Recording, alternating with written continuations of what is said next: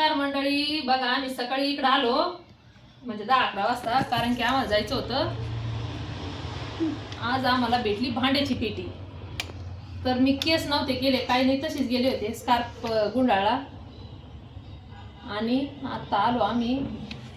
तर माझ्या कल्याणीला म्हणलं माझी बेनी घाल. तर हे पहा माझी कल्याणी बाई इतकी छान छान बेनी घालून राहिली, स्टायलिस्ट.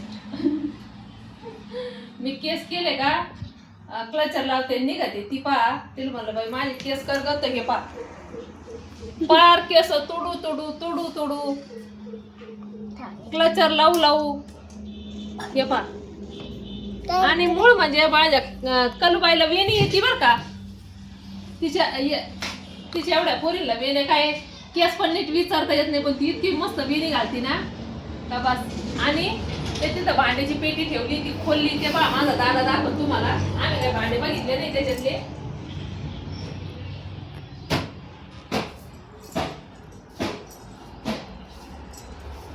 वर्षापूर्वी आम्ही केलं होतं प्रकरण.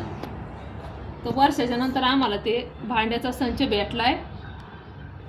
अजून बरंचसं काय भेटणार आहे, बघू कधी भेटतंय आता. पण पहिल्यांदा ही भांड्याची पेटी भेटली आम्हाला. तर हे पहा कसं ऊन पडलंय. आम्हाला जायचंय लता मावशीकडे 4-5 वाजता, कारण की बाई गेल्याच्या नंतर आम्ही काय तिच्याकडे गेलो नाही. त्याच्यामुळं आका म्हणे बाई आपण जाऊन येऊ 3-4 वाजता. 3 वाजलेत आता, 4-4:30 किंवा 5ला जाऊन येऊ. कारण की तिला काही करमत नाही, काही नाही, एकटीच राहते घरी. तर बघू तिथं गेलो तर घेऊ ब्लॉग, नाही तर मग बघू काय होतं काय नाही. किती वाजता आता ऊन उतरत आलंय थोडंसं.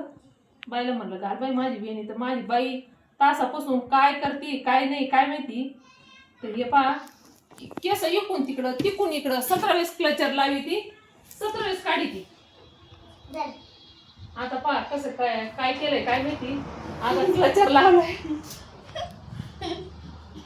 ते पहा ते पहा इतकी मस्त वेणी घातली आहे. आता तुम्ही बघू शकता, माग बघा.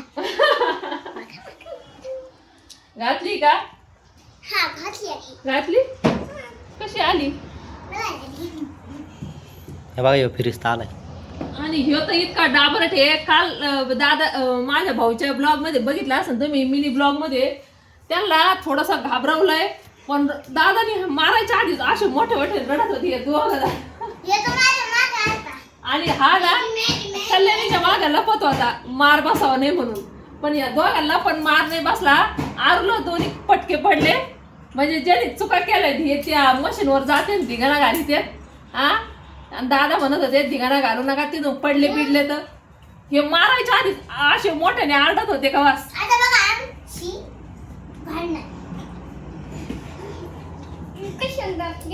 हे असे धिंगाणा करते.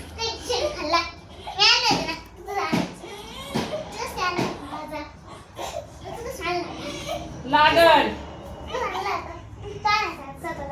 हा हे दोघं जास्त धिंगाणा करते. हे बा शेंगा खातील कुठं काय खातील.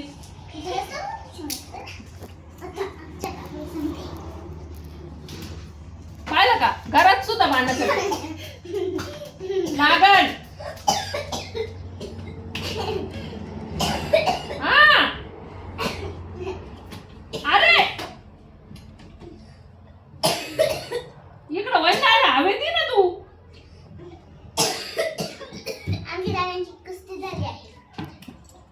पाय कसा कसा हाटीवाद आहे. तिचे खोडकाळी दोन पळतो,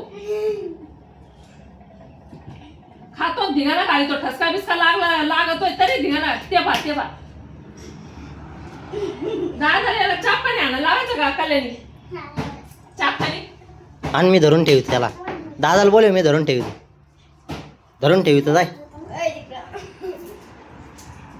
आपल्याला काही बोलायचं राहतं बाजूला आणि याचे धिंगाणे जास्त चालत नाही. रागत येतो.